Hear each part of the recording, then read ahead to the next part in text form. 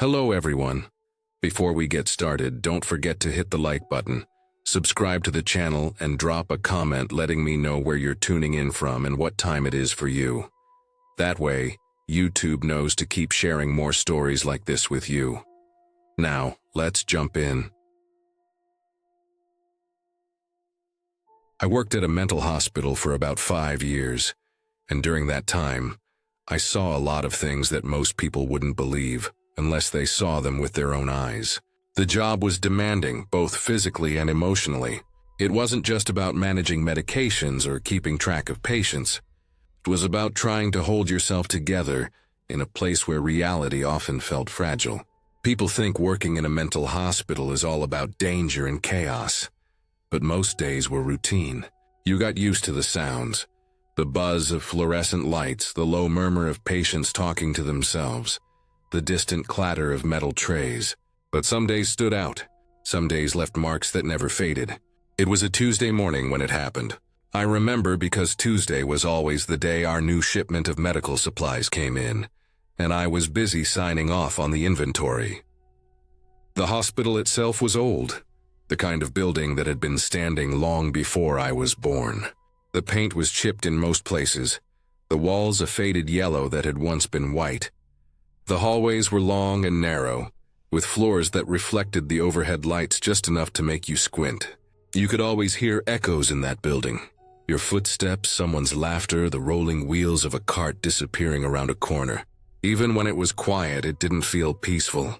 It felt heavy, like the walls themselves had absorbed too much over the years. I'd been working on the East Wing that day, which mostly housed long-term patients who needed constant supervision. Some had been there for decades. You learned to recognize the different kinds of silence. Some meant calm, others meant something was about to go wrong. The patient at the center of this story had been admitted about a month earlier. Her name doesn't matter. I'll just call her the woman. She was in her early 30s but looked much older. Her eyes always seemed distant, like she was trying to listen to something only she could hear. She rarely spoke, and when she did, it was mostly short, blunt phrases that didn't fit the context of what was happening around her. She'd been brought in after a self-harm incident at another facility. The doctor said she had a history of swallowing objects, coins, screws, even shards of glass. The last one nearly killed her. They had to operate to remove a piece of metal she'd somehow managed to get down her throat. When she was transferred to our unit, she was still recovering from that surgery. I remember the day she arrived. The nurses were cautious, watching her every move, double-checking her bandages, making sure nothing sharp was left within reach. Her incision was closed with surgical staples that ran in a straight silver line down the middle of her abdomen. Even through the bandages, you could tell it was deep. For the first few days, she stayed quiet, barely moving from her bed. Sometimes she would just stare at the ceiling for hours. Other times, she'd hum softly to herself, the same low tune over and over again. No one could tell what song it was, or if it was even a song at all. It was more like a vibration, something meant to fill the silence rather than express anything. I'd check in on her during my rounds, making sure the wound was clean, making sure her vitals were stable. There was always that smell of antiseptic and old air in the room, mixed with the faint scent of iron from the surgical site. It wasn't pleasant, but you got used to it. That morning had started like any other. Breakfast trays were being collected, meds were being distributed, and the halls were filled with the usual mix of tired staff and restless patients. I was at the nurse's station down the hall from her room, sorting through patient files. It was quiet, except for the hum of the vending machine and the faint music from the radio someone had left on low volume. Then I heard it, a scream. It wasn't one of the usual shouts or outbursts that happened sometimes. This was different. It was sharp, terrified, and it echoed through the hall in a way that froze everyone for a second. I dropped what I was doing and ran toward the sound. The scream came from the woman's room. When I got there, one of the nurses was already inside, her face pale, her hands pressed against her mouth. For a second, I couldn't process what I was seeing. The smell hit first, metallic and raw, then the sight. The woman was sitting upright on her bed, her hospital gown soaked through with blood. The white sheets were no longer white. There was a thick, dark red stain spreading across the mattress, dripping down onto the tile floor. Her hands were covered in blood up to her wrists, and in them she was holding something. Something pale and slick and horrifyingly real. It took a second for my brain to register what it was. It looked like part of her intestines. She had torn open her incision, pulling at the staples until the wound split open. Some of the staples had fallen onto the bed. Tiny silver pieces mixed in with the blood. The edges of the wound were gaping, glistening under the fluorescent light. She was staring at us like we were intruding, like we were interrupting something private. There was no pain in her eyes, no fear, just irritation, as if we'd walked in on her during something she didn't want disturbed. I remember the nurse's hands trembling as she tried to call for more help, pressing the emergency button on the wall. My heart was pounding so hard I could barely hear anything else. The sound of my own blood rushing in my ears drowned out the chaos in the hall. When I tried to move forward, my knees nearly gave out. I'd seen plenty of blood before, accidents, fights between patients, but this was different. This was self-inflicted in a way that didn't make sense. The amount of pain she should have been in was unimaginable, yet she looked completely calm. She just sat there, breathing slowly, still holding the loop of tissue like it was nothing more than a piece of cloth. When the emergency team arrived, they had to restrain her gently but quickly. One nurse tried to press gauze against the wound, but it soaked through instantly. The doctor came running in next, shouting orders. I stepped back against the wall, feeling lightheaded. My hands were shaking uncontrollably. The room was filled with movement, people shouting for sutures, more gauze, more clamps. But through all that noise, she stayed still, her expression blank. I don't remember leaving the room, but I remember standing in the hallway afterward, staring at the streaks of blood that had dripped out onto the floor. My legs felt weak, and I had to lean against the wall to keep from collapsing. Someone handed me a towel to wipe my hands, even though I hadn't touched anything. I could still smell it, though, the thick iron scent that clung to everything.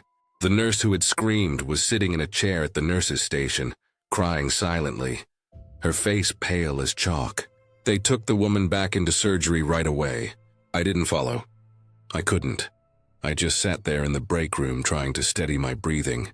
The whole time I could still see her eyes in my mind, that cold, detached look she gave us, like we were the ones out of place.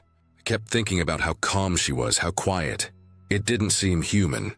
Not in a supernatural way, but in a way that made me realize how far gone she really was from herself.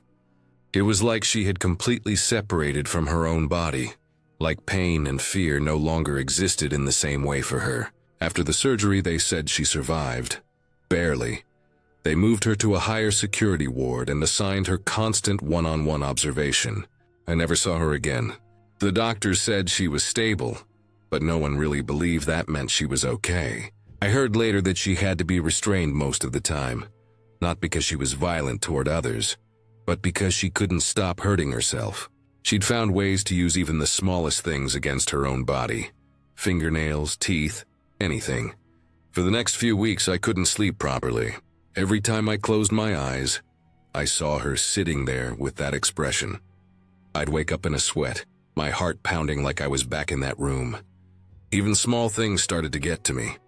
The smell of disinfectant, the metallic clink of surgical tools, even the sound of footsteps in the hall. It all brought that image back. I tried to tell myself it was just part of the job, that people in this line of work saw things like that sometimes. But the truth was I couldn't shake it. I started dreading every shift, every time I walked past her old room. About a month later, I decided to quit. I told myself I just needed a break, but deep down I knew I wasn't coming back. I'd given 5 years to that place, and that one moment had changed everything. The last day I worked there, I walked past the East Wing one final time. They had repainted the walls since then, probably trying to make it look brighter, less like the old place it really was. But the air still felt the same, stale, heavy, full of memories no one wanted to keep. As I passed the room where it happened, I stopped for a second. The door was closed, the nameplate removed, the number replaced with a new one. Still, I could almost hear the echo of that nurse's scream, the chaos that followed and the silence after. When I stepped outside that day, the sunlight felt strange, too bright, almost unreal after spending so many years under those buzzing fluorescent lights. I remember standing in the parking lot for a long time before getting into my car, just breathing in the fresh air, trying to convince myself that I was really done. But even now, years later, I can still picture it. The blood, the look on her face, the way everything in that room seemed to slow down in that moment. People sometimes ask me why I left, and I never tell them the full story. I just say it was time to move on, that the job was too stressful. But the truth is, I left because of her. Because once you see something like that, it changes how you look at people. It changes how you see pain and what a human being is capable of doing to themselves. That moment burned itself into my mind. I'll never forget the sound of that scream, the sight of her hands, or the way she looked at us like we were the ones who didn't belong. I think that's when I realized some things you can't unsee. Some things follow you, no matter how far you try to run from them.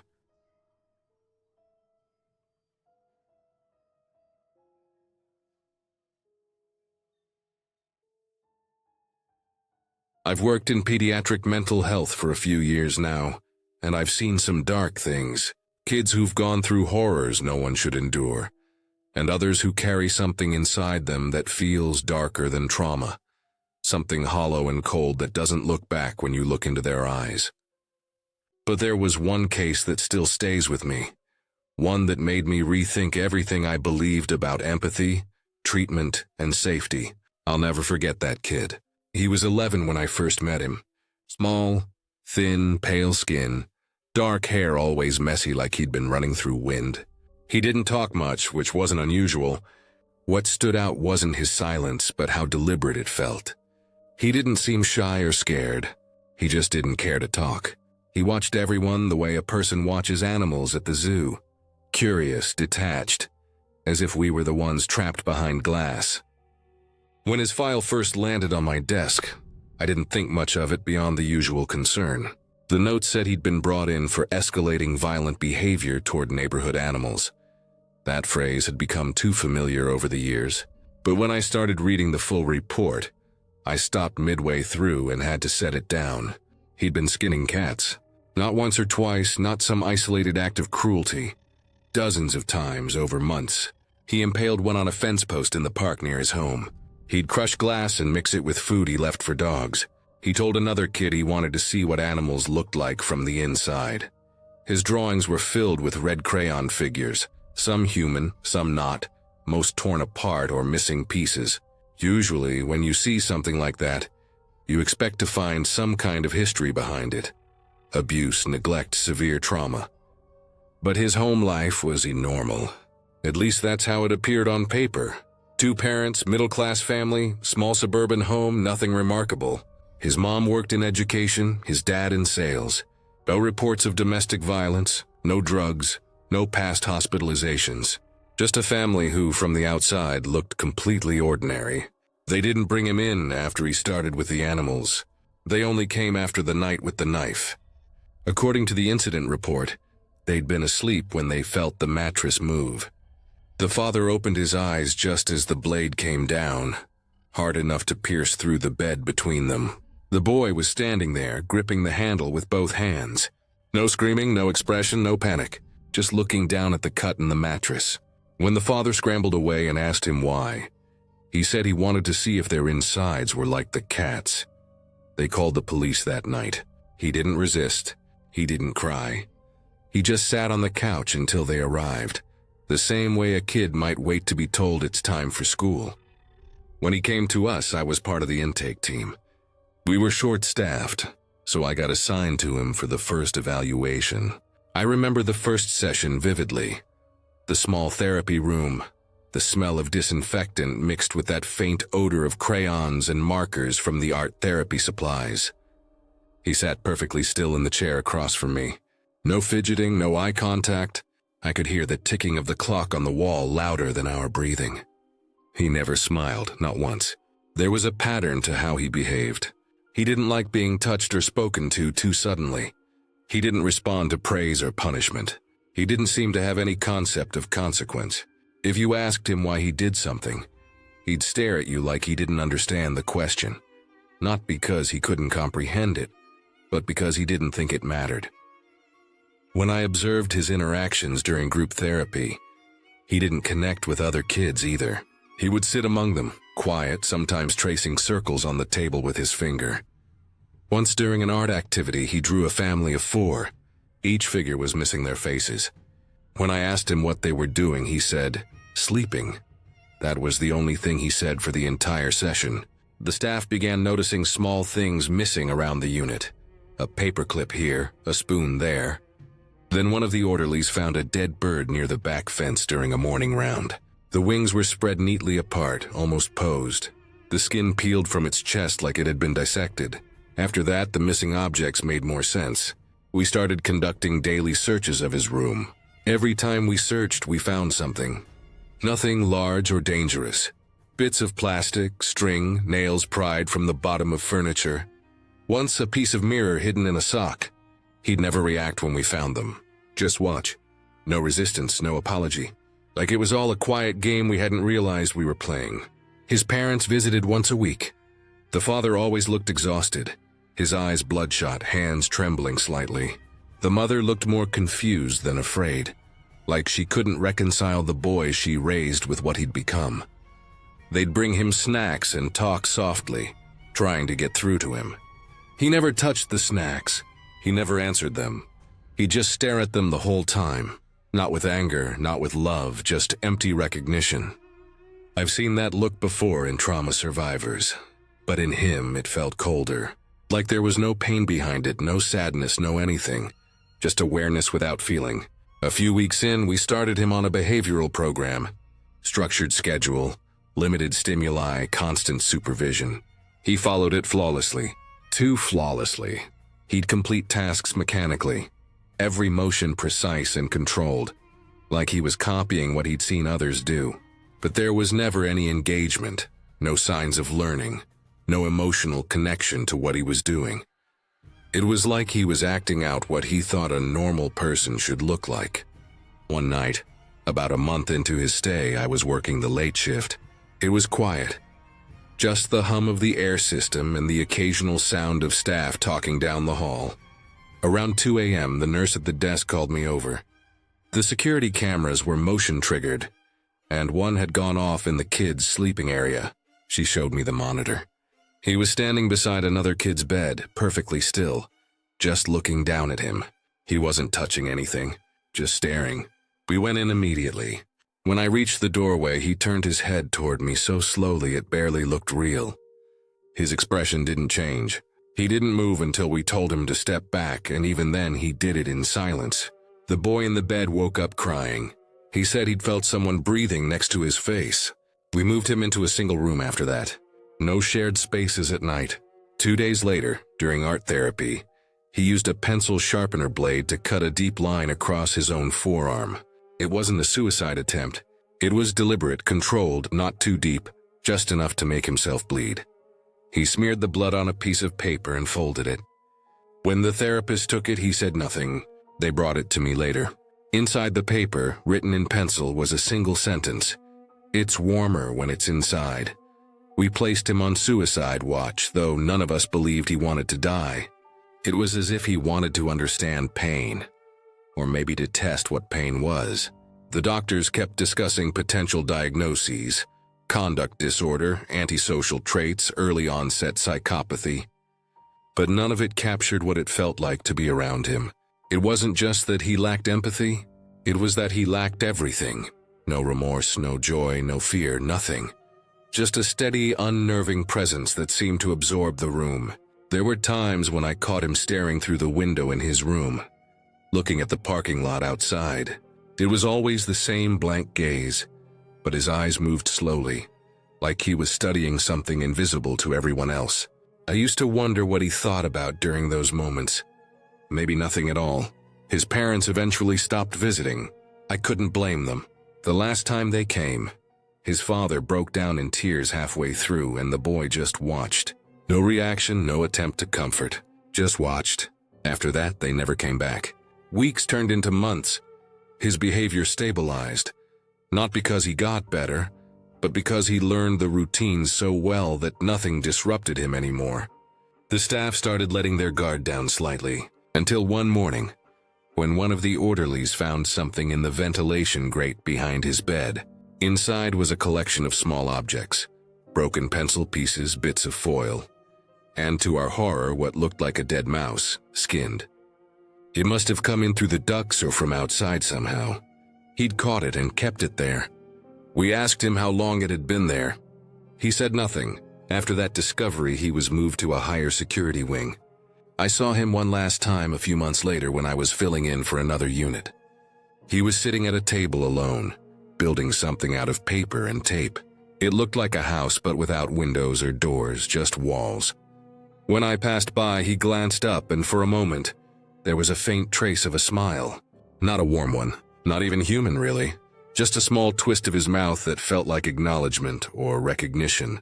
Then he went back to folding the paper, pressing down on the edges with slow precision. That was the last I ever saw of him. He was transferred to a long-term facility soon after. Sometimes I still think about that kid. The way he'd move so quietly, the way his eyes never seemed to blink enough. I've worked with so many children who'd been hurt, and even in the worst cases, there was always something in them. Fear, shame, hope, that told you there was still a person in there trying to come out. But with him, it was different. It wasn't that he was evil. That word doesn't even fit. It's that he was empty. There was no reaching him because there was no one to reach. The scariest part isn't what he did before he came to us. It's knowing that someday, after years of treatment and evaluations and reports, he'll turn 18.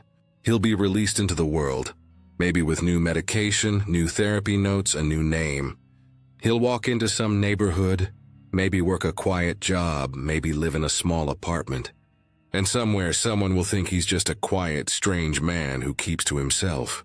But I'll know better, because I've seen those eyes before.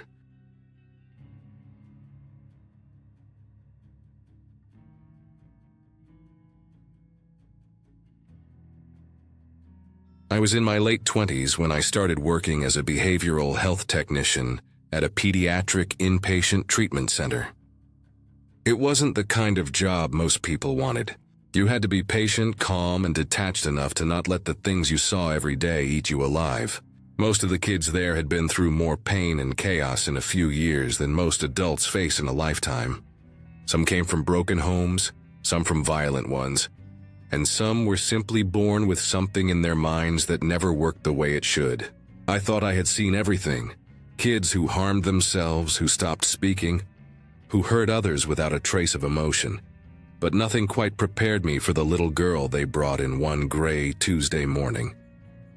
She couldn't have been older than 6. She had a round face, soft curls, and a small pink backpack clutched to her chest like it held something precious. Her name was Lily. She came with 2 staff members and a social worker from the Department of Family Services. Her parents didn't come. That was unusual. Most parents at least showed up during intake, even if it was just to sign the paperwork and rush out.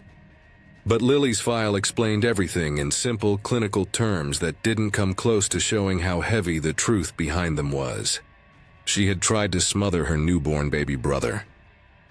The details made my stomach twist. According to the report, she'd taken one of her baby blankets in the middle of the night and covered her brother's face. Her mother had woken up to faint crying and found her sitting beside the crib, pressing down on the blanket with both hands.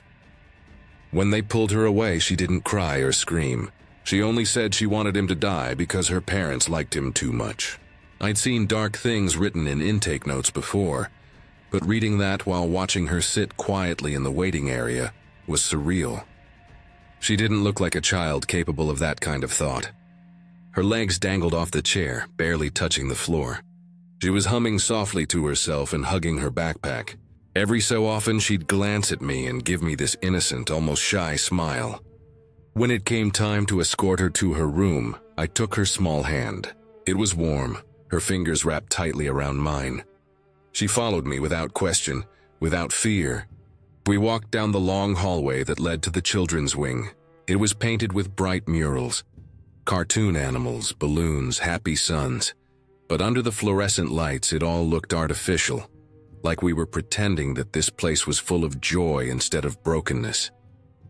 Her room was simple: twin bed, desk, dresser, small window with bars barely noticeable behind the blinds.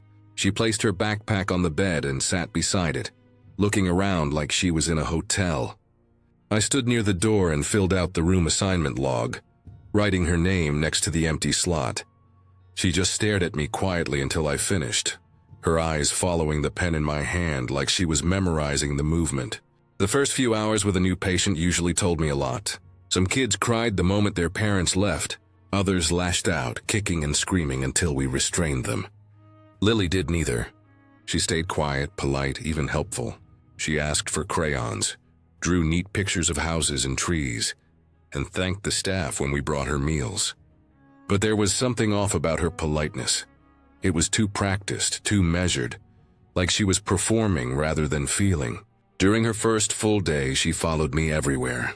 She liked to hold my hand when we walked to group therapy or meals. She'd look up at me with those big brown eyes and call me her favorite staff. I'd worked long enough to know when kids attach themselves to someone. It wasn't uncommon.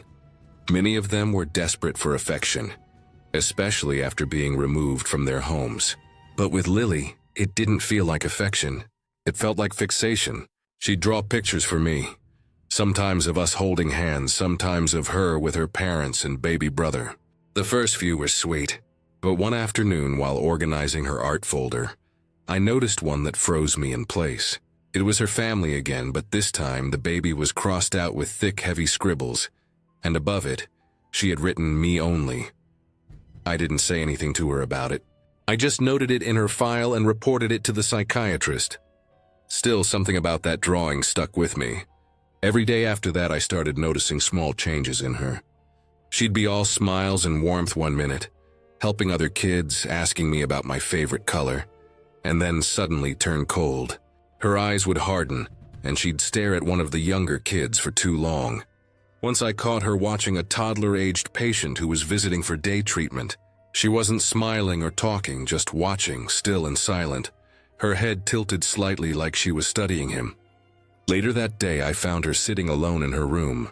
When I walked in, she was tearing up one of her drawings, bit by bit, and placing the pieces in a small pile.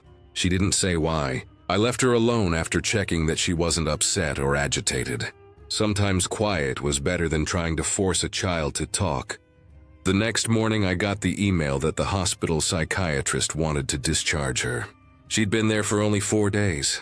Her assessment said she wasn't showing current signs of aggression or psychosis, and her affect was bright and stable. The psychiatrist believed her attempt to smother her brother had been an isolated event, triggered by stress and jealousy, nothing ongoing. Her parents refused. They said they didn't feel safe bringing her home yet, especially with the baby still in the house. The tone of their statement was almost pleading. They didn't want her back, not yet. Because of that refusal, family services had to intervene.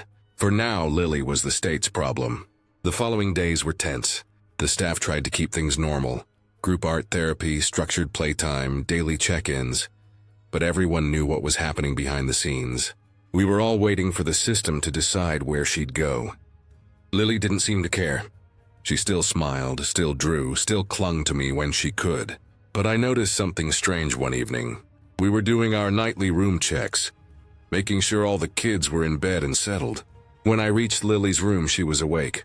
The lights were off except for the faint nightlight plugged near the door. She was sitting on the edge of her bed, hugging her blanket, staring at the wall. I thought maybe she was scared or couldn't sleep, but as I got closer, I realized she was whispering something. It was too low to understand. I stood there a moment longer before she turned her head toward me. Her face was calm, almost peaceful, but her eyes looked distant, like she wasn't seeing me at all. I told her it was late and she needed to get some rest. She nodded and laid down, still clutching the blanket. I closed the door softly, but that image of her whispering to the wall wouldn't leave me. The next morning, one of the nurses found a torn piece of paper under her pillow. It was a drawing again, This one was of a crib. Inside it was a baby drawn with light pencil strokes, but the blanket covering it was shaded over and over until the paper had torn in places. When I saw it, I felt that same heaviness again, the feeling that something wasn't right beneath her calm exterior. I told the psychiatrist and he just nodded, writing something down. He said we'd keep observing her until placement was finalized. That night everything came to a head. We were short-staffed, which happened often. There were 12 kids on the unit, and only 2 of us working the night shift. Around midnight, I started my first round of checks. Everything was quiet. The soft hum of the vents, the low beep of machines down the hall. I remember how heavy the air felt that night, like the building itself was holding its breath. When I reached Lily's room, her door was slightly open. That was unusual since we kept all doors closed but unlocked during sleep hours. I pushed it open gently. The room looked empty at first glance. Bed neatly made, no sign of her. I froze, scanning the space until I noticed movement in the corner near the window. She was standing there, facing the wall again, both hands pressed flat against it. Her shoulders rose and fell with slow, deep breaths. I asked softly if she was okay, but she didn't move. I stepped closer, and that's when I saw it. Something in her right hand. It was a small stuffed animal, the kind we let kids bring from home. But she was holding it too tightly, squeezing it until her knuckles turned white. I took a careful step closer. Her voice broke the silence. Low, flat, emotionless. She said she didn't like it when they cried. That's when I noticed she had drawn on the wall.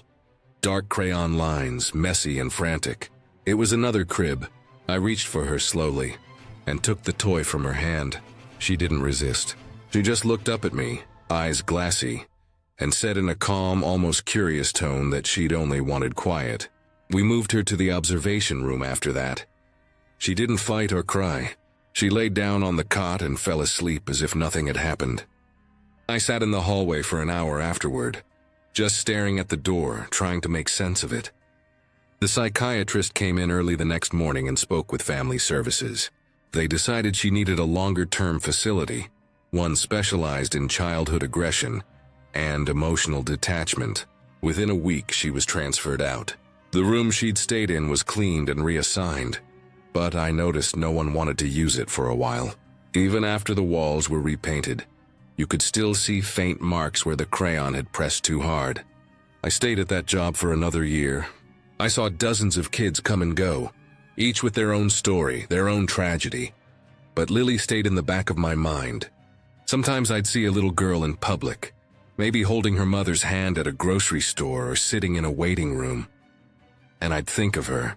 A few months later, one of my co-workers forwarded me a short update from a contact at the long-term facility. It wasn't detailed, just a brief note and a case summary. Lily was doing better in the structured environment, they said. She responded well to reward-based behavior programs and seemed calmer. But then there was one last line that caught my eye. It said she'd developed a new obsession, drawing babies sleeping in cribs, always alone, always silent. After that, I stopped reading updates about patients after they left. Some stories are better left where they end, even if you never really stop thinking about them. But sometimes, late at night, I still see her in my mind. The way she looked that night, standing by the wall, whispering softly to the darkness, her hands pressed against the place where she'd drawn that crib. And I wonder if, somewhere deep down, she still believes that love only belongs to the quiet ones.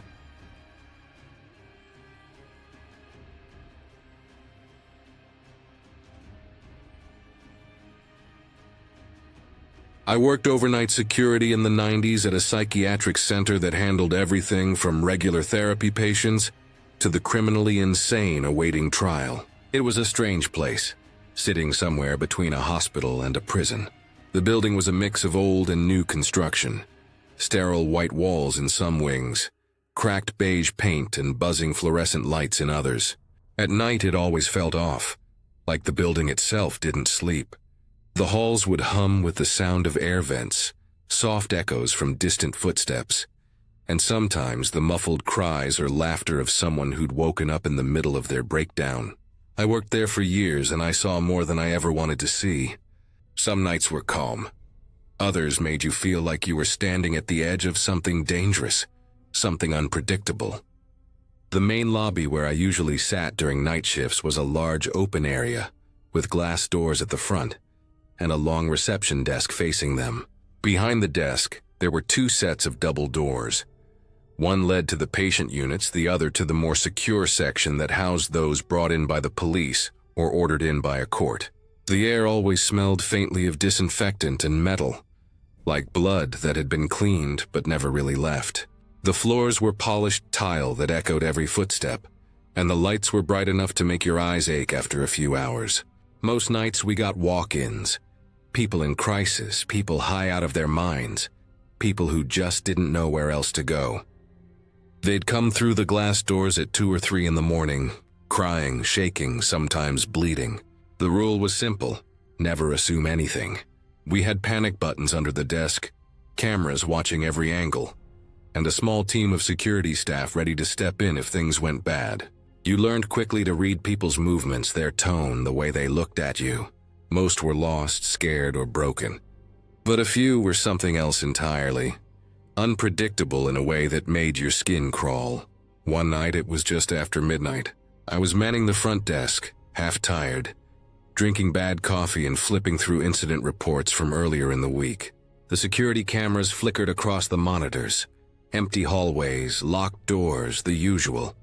The automatic front doors slid open with that faint pneumatic hiss. At first, I thought it was another homeless guy coming in to get warm. Then I saw him. He was covered in blood. It was smeared across his shirt, his arms dripping from his hands. He was clutching a knife, his knuckles white around the handle.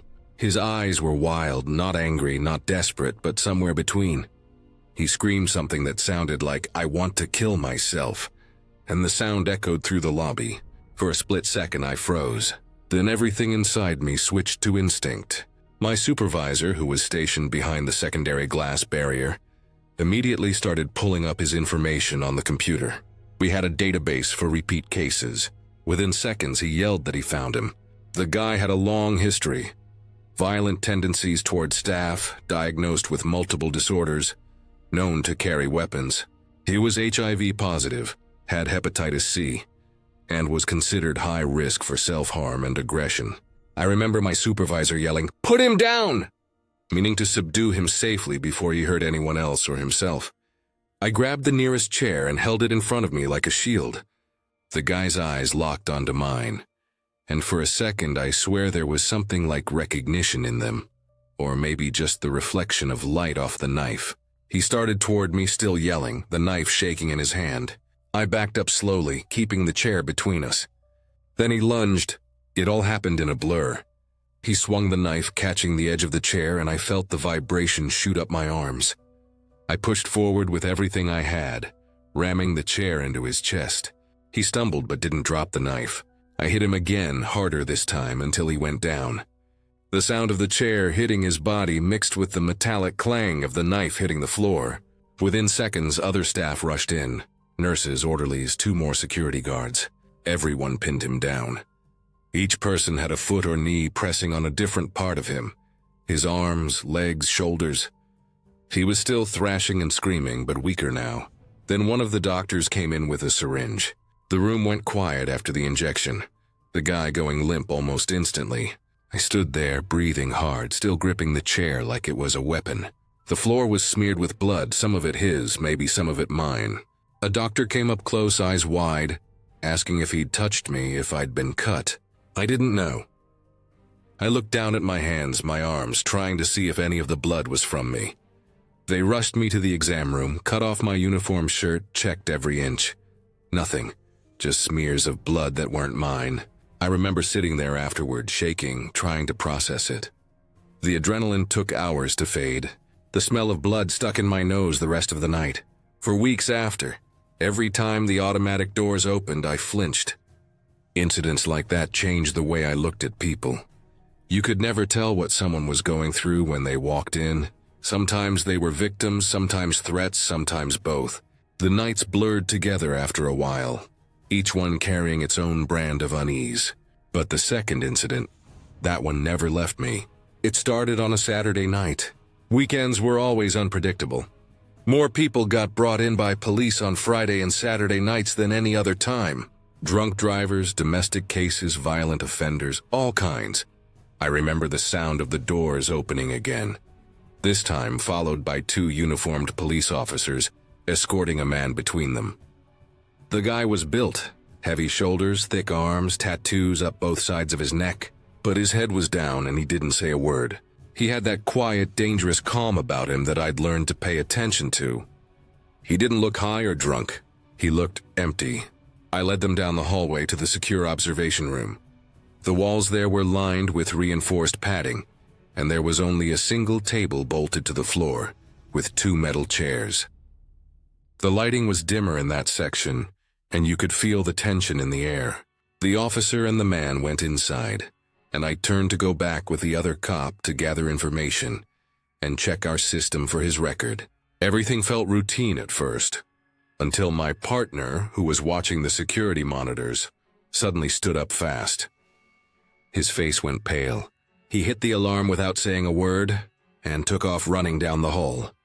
I didn't even have time to ask. I just ran after him with the other officer following right behind. When we reached the room, the door was open. The scene inside looked like a war zone. The man was on top of the officer, swinging his handcuffed hands like a flail. Blood was everywhere, on the walls, on the floor, spraying in arcs with each hit. The sound of the cuffs connecting with skin and bone was sickening, heavy, rhythmic. The second officer dove in first, tackling the man from behind. I grabbed his legs, trying to pull him off. It took all 3 of us to get him restrained again. Even after he was on the ground, he kept twisting, trying to swing his arms. When he finally stopped moving, the room fell silent except for heavy breathing and the soft hum of the air vent. The first officer was hurt bad. His face was split open above one eye, and there was blood running down his collar. He was conscious but dazed. We got him out of there fast. When things calmed down enough to assess the scene, I noticed something strange about the man's hands. They were slick with blood, but something didn't look right about the way the cuffs sat on his wrists. I looked closer. His thumbs were gone, both of them. Not just missing, completely removed right down to the base joint. The ends were smooth, scarred over. I remember staring at it, my brain trying to make sense of it. I pointed it out to the officer, who froze, looking at one hand, then the other. Both cuffs were still locked, but they slid right off with the smallest movement. He hadn't broken them or slipped out through force.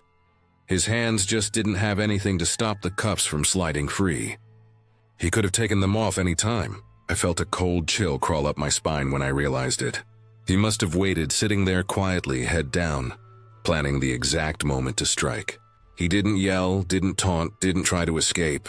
He just waited for the officer to relax and then went for the kill.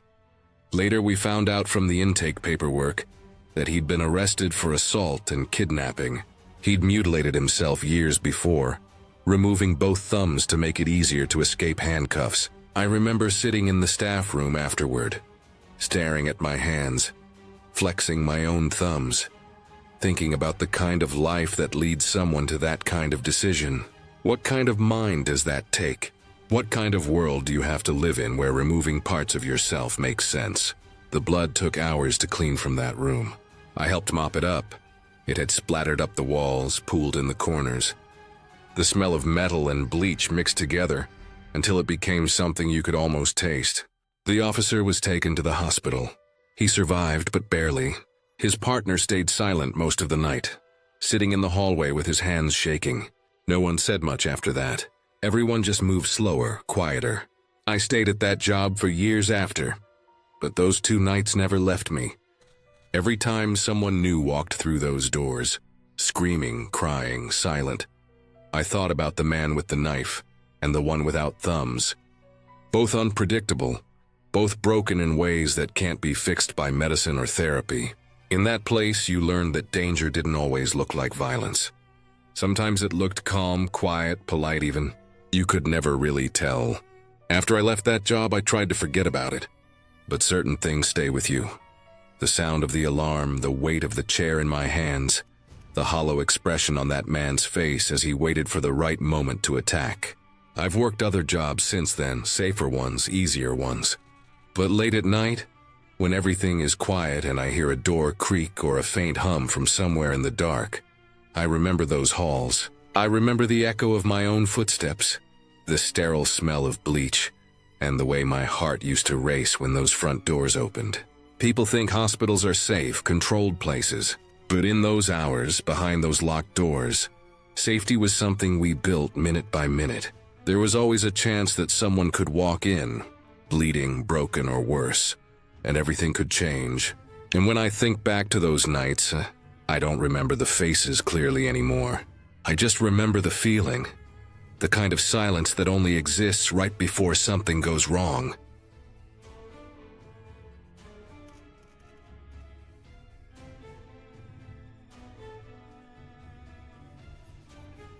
I started working at the residential school for emotionally disturbed children during my second year of college. It wasn't the kind of job anyone just stumbled into. You had to be looking for something like it, or maybe running from something. I was majoring in psychology, trying to get hands-on experience before graduation, but nothing could have prepared me for that place. It sat on the edge of town, surrounded by high fences and thick trees, like it was purposely built to be out of sight from the rest of the world. The main building was old, red brick and tall windows covered with wire mesh, and behind it were 6 dorms, 3 for boys, 3 for girls, each with 12 beds and 2 child care workers per shift. The kids who lived there weren't just troubled. They were broken in ways you couldn't easily understand unless you'd seen the kinds of homes they came from. Every one of them had been taken away from parents who had done things that still make my stomach twist when I think about it. Abuse, neglect, drugs, things worse than those words can cover. I tried not to think about those details too much when I started. The supervisors told us not to. Said our job wasn't to pity the kids, but to help them function, to keep them safe, to keep each other safe. I started on the boys' dorms. The boys were loud, impulsive, and straightforward. They got angry, they lashed out, they punched walls, or sometimes us. At least you knew what was coming. They didn't hide it behind fake smiles or quiet plans. If a boy wanted to hurt you, he did it head on. I got a black eye in my second week when a 15-year-old swung at me for making him clean his room. He apologized a week later, as casually as if we'd just had an argument about sports. I could handle that. I could handle the noise and the chaos. The girls, though, they were something else entirely. They didn't explode, they simmered. They watched, they waited, and they made their moves when you least expected it.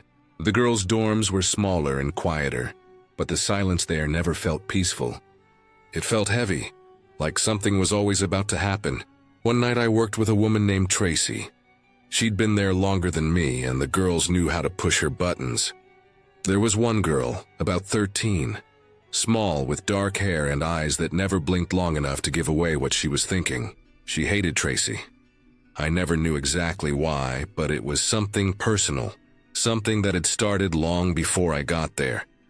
The girl would follow Tracy with her eyes whenever she walked through the dorm, watching her like prey. We had these old wooden closets in the rooms, tall enough for an adult to stand in. The girl found a way to climb up onto the shelf inside one of them and lie flat on her stomach, hidden above the hanging clothes. One night, Tracy went to check her room because the girl hadn't shown up for evening meds. The next thing I heard was a crash and a scream. When I ran in, the girl was on top of Tracy, fists flying. Both of them tangled up on the floor.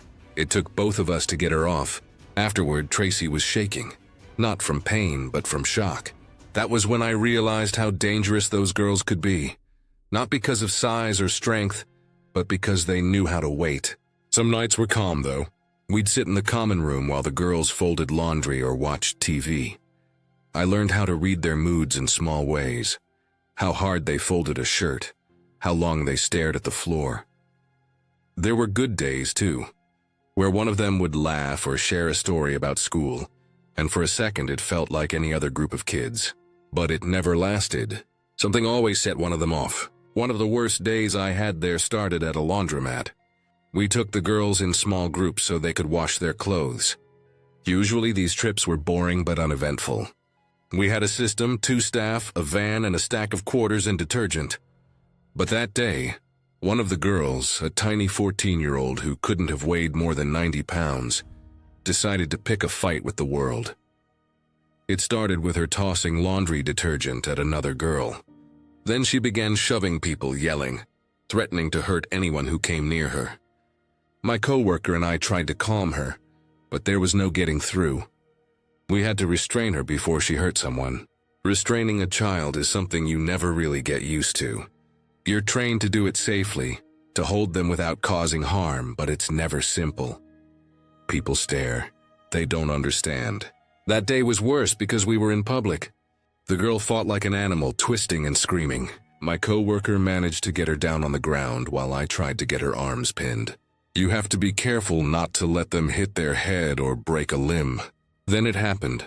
My coworker's arm got too close to the girl's face. She turned and bit down hard right through the skin. Blood started running down her forearm, dripping onto the tile. I remember trying to get the girl to let go, trying not to panic, but she wouldn't. It felt like forever before she released. That's when 2 bystanders started yelling at us. They thought we were abusing her. They had no idea what they were walking into. They kept shouting to let her go, threatening to call the police.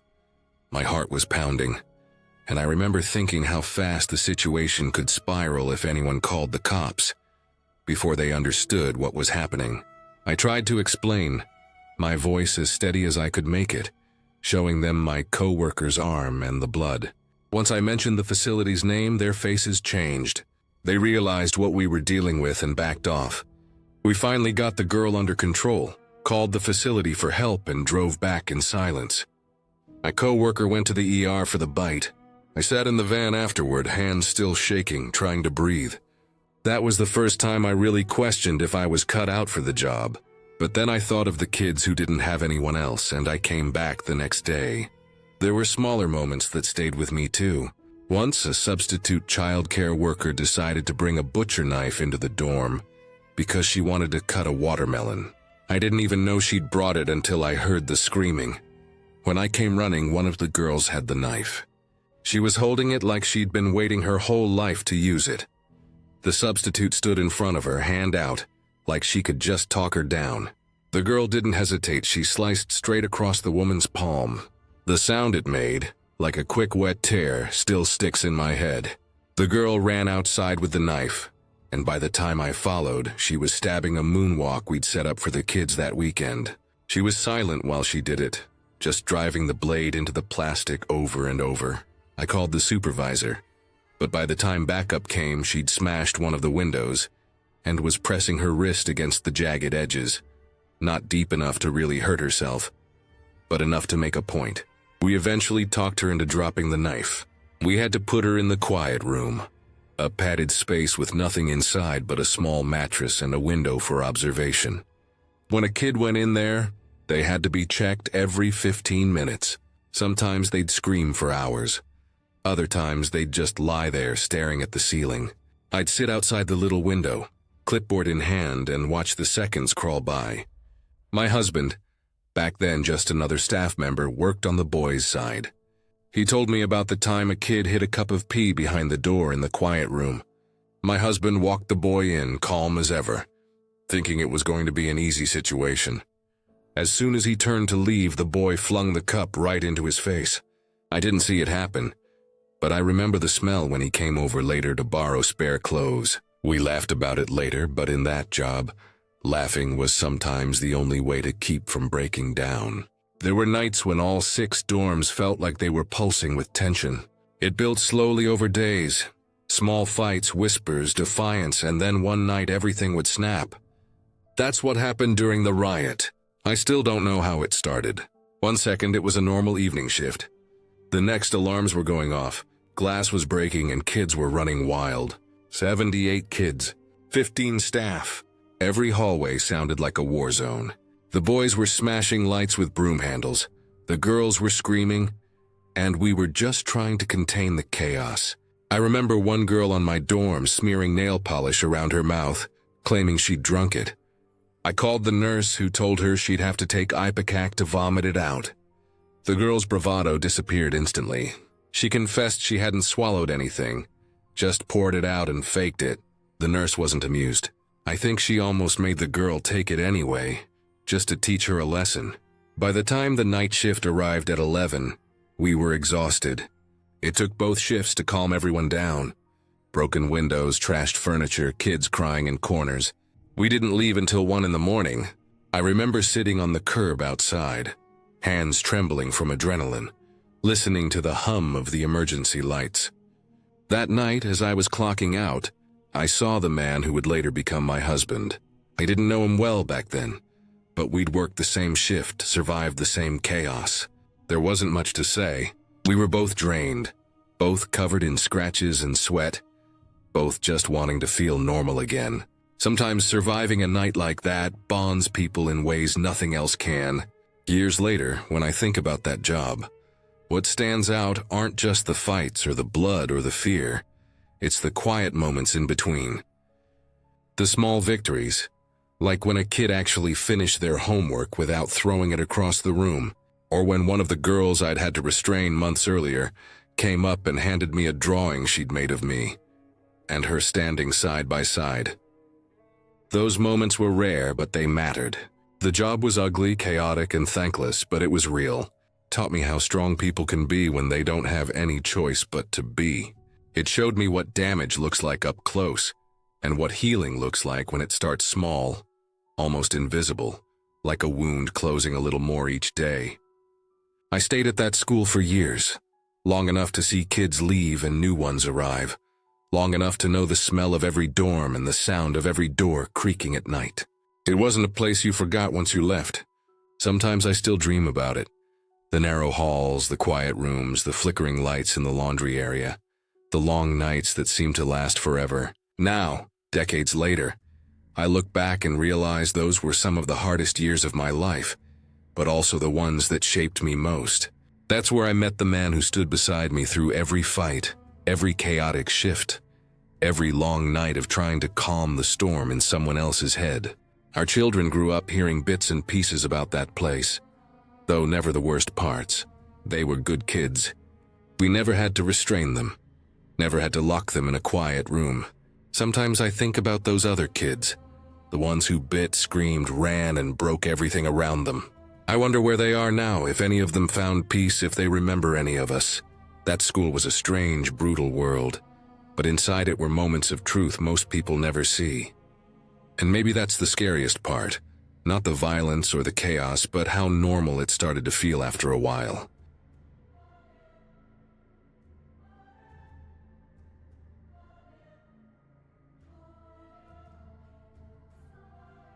I still remember that day in my abnormal psychology class like it was yesterday. The lecture room was quiet, the air heavy with the usual tension that came whenever my professor started sharing real case stories. She had this way of speaking that made every word sink deep. She didn't use slides or flashy examples, just her voice and the truth. That day she told us about a woman named Julie, and even now, years later, her story still sits in the back of my mind like a shadow that refuses to leave. It wasn't scary because of ghosts or monsters. It was scary because it was all real, because it happened in a world that pretends to care, but so often turns a blind eye. Julie was 23 when my professor met her. She lived in a cramped house on the edge of a fading town, one of those neighborhoods where the paint on every porch is chipped, and the sound of arguing seems to echo through the thin walls of every home. She shared the place with her mother, her stepfather, and her 5 children. The house was crowded and tired, like everyone inside it had long stopped hoping for peace. From the outside, it might have looked like a typical working-class family home, but inside was a kind of quiet chaos that words never seem big enough to hold. When Julie first started therapy, she wasn't there because she wanted to be. She was sent as part of a job counseling program after being fired from yet another job.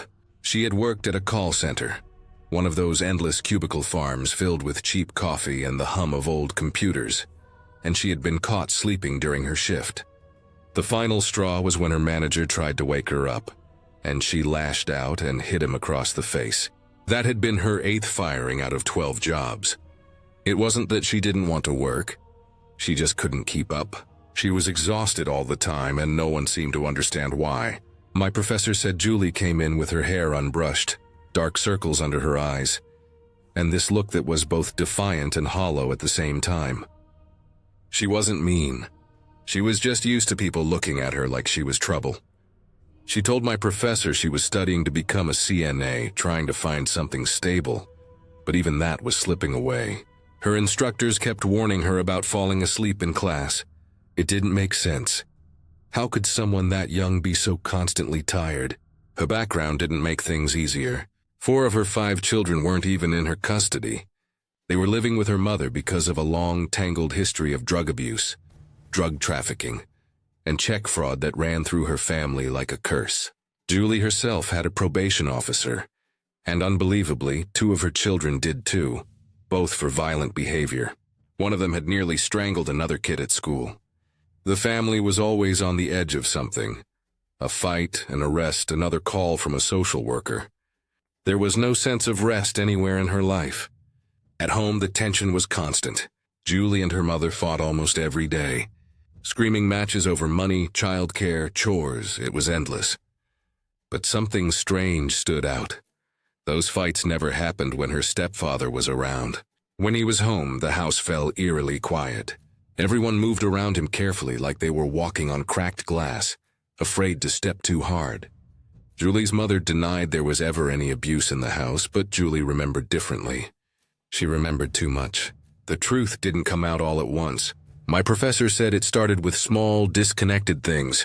Julie would mention waking up in the middle of the night, the sound of the television flickering in the living room, her stepfather walking down the hallway. She said she had trouble sleeping but didn't explain why. She would describe her exhaustion like it was a permanent part of her body, something she had given up trying to fix. She would come to therapy barely keeping her eyes open, sometimes apologizing, sometimes not. Then one day in one of their sessions, the most heartbreaking detail surfaced. Julie admitted she didn't know how to tell time. Not that she didn't have a clock. She didn't know how to read one. No one had ever taught her. She didn't know what 7 a.m. or 3 p.m. meant. All her life she had relied on television shows to tell her what part of the day it was. If she wanted to wake her kids up for school, she stayed up all night until the morning shows came on. If she needed to leave for work, she waited for a specific program to start. She was staying up the entire night, every night, because her only system for understanding time depended on the TV schedule. That alone was haunting enough. Imagine being 23 years old, with 5 children, living your life by television time slots because you never learned what the hands on a clock meant. But what came next made that detail even darker. As my professor continued working with her, the pieces of Julie's life started forming a more disturbing picture. She wasn't just staying up all night because of confusion about time. She was staying up because she was afraid to sleep. Because when she did, things happened. Terrible things. Things that had been happening since she was a child. Things she was terrified would happen to her children. It came out slowly, in fragments she could barely say aloud. Her stepfather, the same man who lived under the same roof as her and her children, had been sexually abusing her since she was little. Her mother had either ignored it or refused to believe it. Every time she hinted at it as a child, her mother shut it down, saying she was lying or confused. So Julie stopped trying to be believed. She carried the truth alone, through her teenage years, through motherhood, through job after job. And then my professor learned something that stopped the entire class cold when she told us. All 5 of Julie's children were fathered by her stepfather. Every single one. When my professor said that, the classroom went silent. You could have heard a pen drop. None of us moved for a long time. It was the kind of silence that comes when your brain tries to understand something that shouldn't exist. We weren't just shocked. We were sickened, but not in the way horror movies make you sick. It was the quiet, human kind of sickness that comes from realizing how easily a person can be failed by everyone around them. Julie had been trapped her entire life. Trapped in that house, trapped in her body, trapped in a cycle of abuse that started before she could even spell her own name. She had children who were also victims without even knowing it, who were growing up in the same walls that had ruined her childhood. And through it all, she was the one being blamed, for sleeping on the job, for lashing out, for being unstable.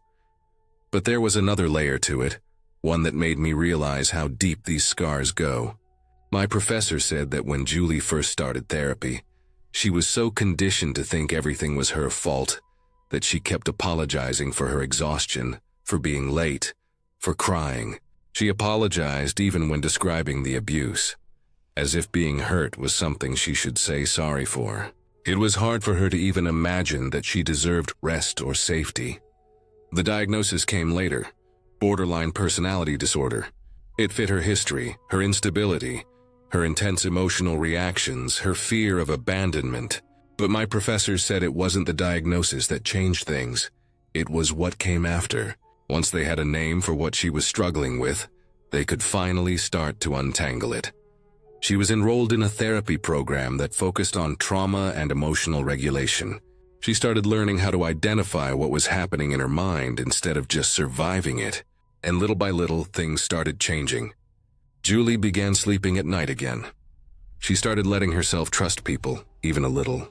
She stopped watching the TV through the night and started learning how to tell time, how to read the clock on her own wall. It sounds so small, but that was one of the biggest breakthroughs.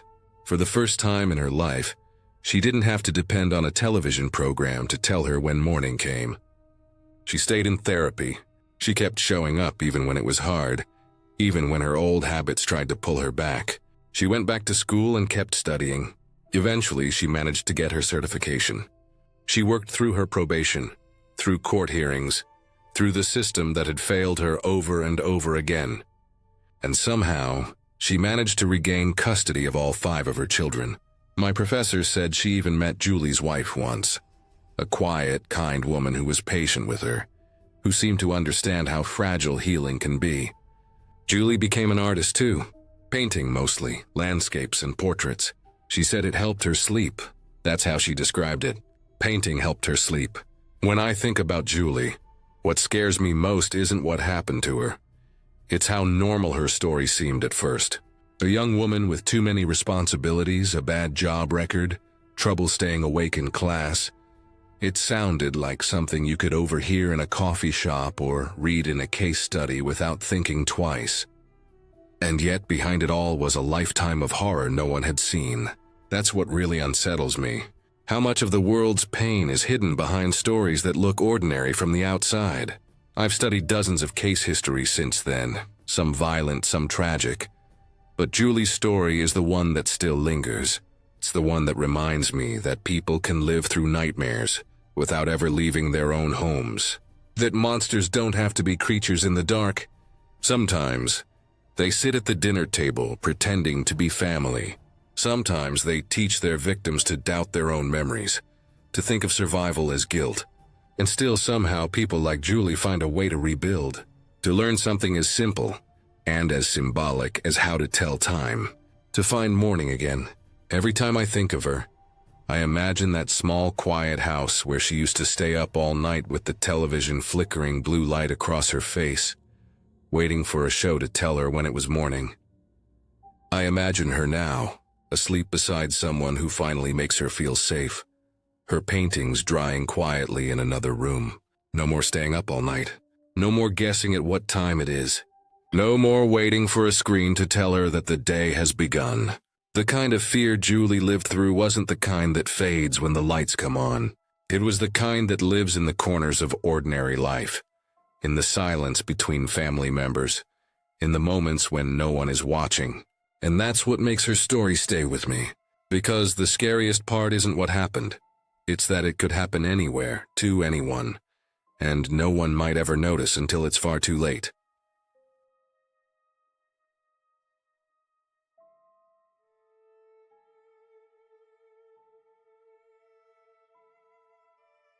I still remember the way my mom looked the day she told me about that little girl. She was sitting at the kitchen table, still in her school clothes, staring at her cup of coffee like it was the only thing keeping her together. I didn't think much of it at first. My mom worked with special ed kids, kindergarten through 2nd grade, and sometimes the stories she brought home were just sad or exhausting. But this one was different. It stuck with me in a way that nothing else ever has. Even now, years later, I still think about that girl and what might have become of her. My mom had said the girl's name once, but over time I've forgotten it. Maybe that's for the best. It's strange how a person can fade from memory, except for the feeling they left behind. What I do remember is how my mom described her. Pale, small for her age, with thin straw-colored hair that was always tangled, and wide gray eyes that never seemed to blink enough. She'd just turned 5 when she joined my mom's classroom, though emotionally she was far behind that. She didn't really play with the other kids. She'd sit alone most of the day, quietly mumbling to herself or tearing bits of paper into tiny pieces, arranging them on the desk like they meant something. Her background was rough. Her parents were both in jail, something about a domestic dispute that ended with both of them in the hospital. The girl was placed with her elderly grandparents, who were barely managing to take care of themselves. My mom said the grandmother seemed kind but tired, like someone who'd been forced to start parenting all over again, just when she thought her life was finally slowing down. The grandfather was quiet, distant, always hovering somewhere behind his wife with a cigarette between his fingers. At first, the little girl's behavior just seemed odd. She'd rock back and forth when she got anxious, hum tunelessly during lessons, and sometimes she'd suddenly stop whatever she was doing and stare at a blank wall, like she was listening to something no one else could hear. But as the weeks went on, it got darker. My mom said she would sometimes hurt herself during class, pull her hair out, scratch her arms until they bled, bang her head against the table until my mom had to physically stop her. There was no pattern, no warning, just a quiet child suddenly exploding into chaos. My mom tried everything. Different seating arrangements, sensory breaks, therapy sessions, reward charts, nothing worked.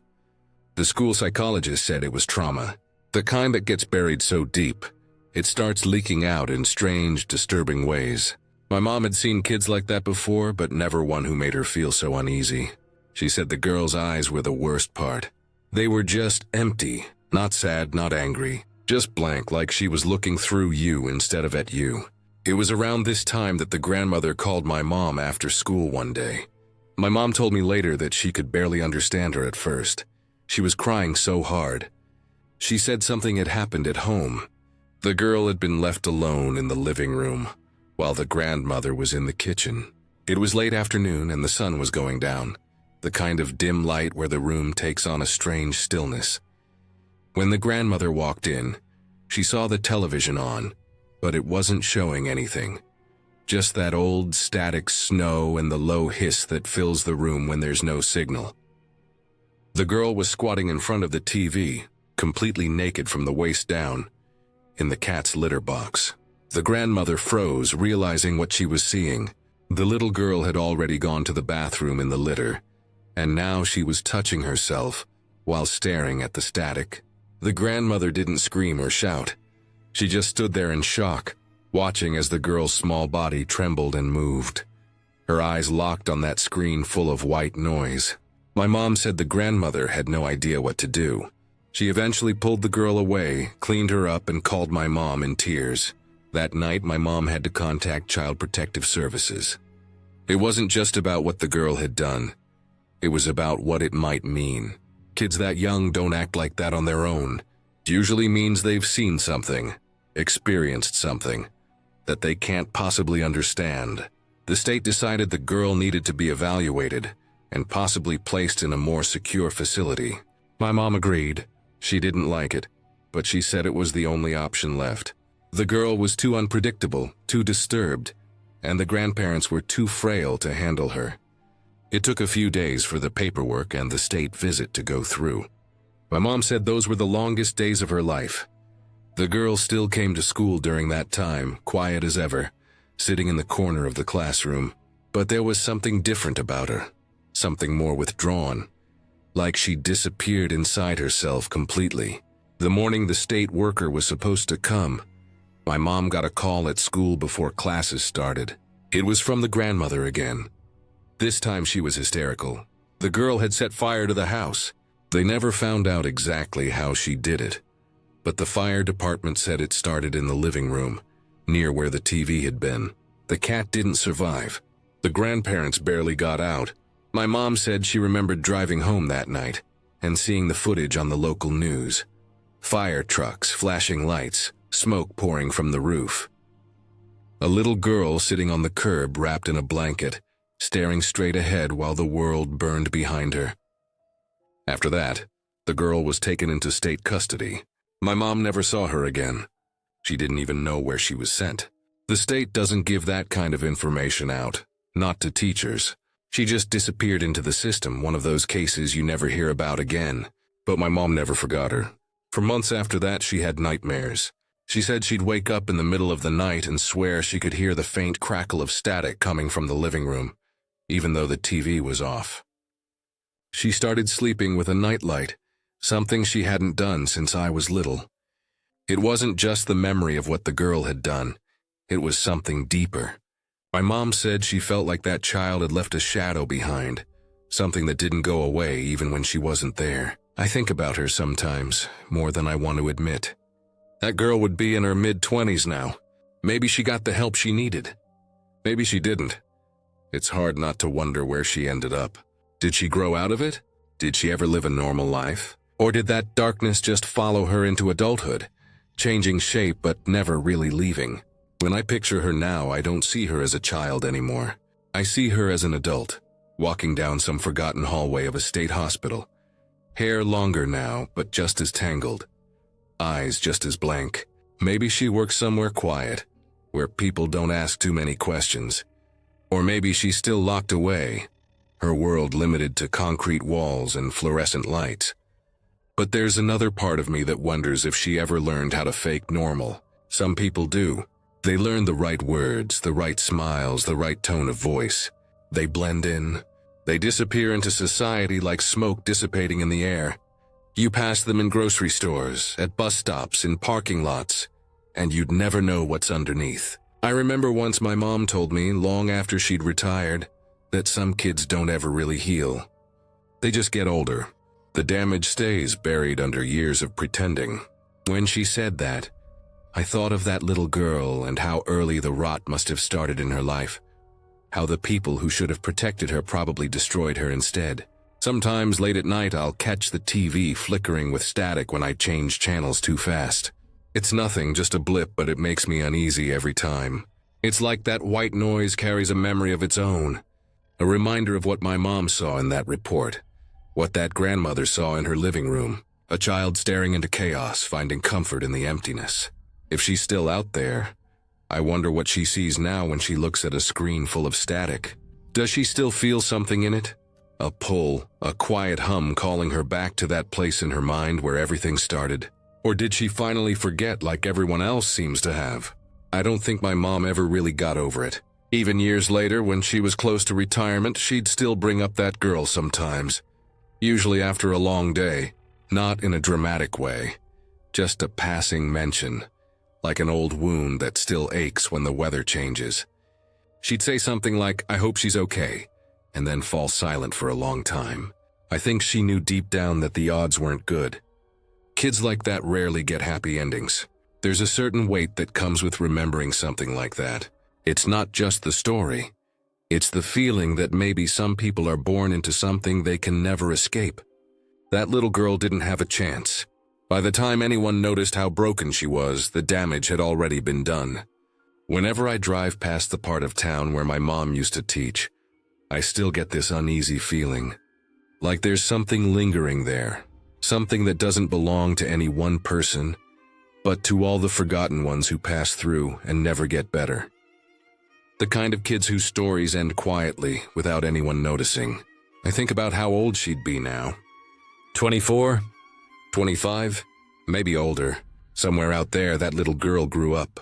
Somewhere out there, she's breathing, walking, living a life that probably doesn't make sense to anyone but her. And every time I picture her face, I remember my mom's voice the night she told me everything. Trembling, as she said that the girl hadn't cried once during the fire. She just stood there watching it burn. That's the image that stays with me. The little girl staring into the static, then the flames, both of them blurring together in her eyes like they were the same thing. Maybe to her they were.